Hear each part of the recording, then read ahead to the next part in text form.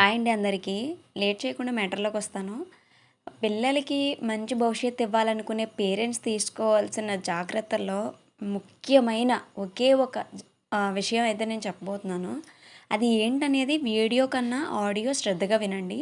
అదేంటంటే మా ఇంటి పక్కల ఒక ఇద్దరు అంకుల్స్ ఉండేవాళ్ళు.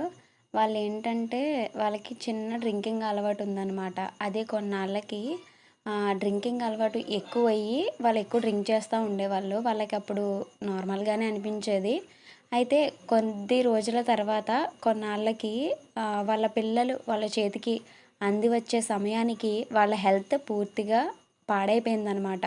ఇప్పుడు వాళ్ళ పిల్లలకి మంచి భవిష్యత్తు ఇవ్వలేరు. అలా అని చెప్పి వాళ్ళకి పెళ్ళిళ్ళు చేసి వాళ్ళ బాధ్యతని నెరవేర్చుకోలేరు. అలాంటి పరిస్థితికి కారణం స్వయంగా వాళ్ళకి వాళ్ళు చేసుకున్న ఆ దురలవాటు.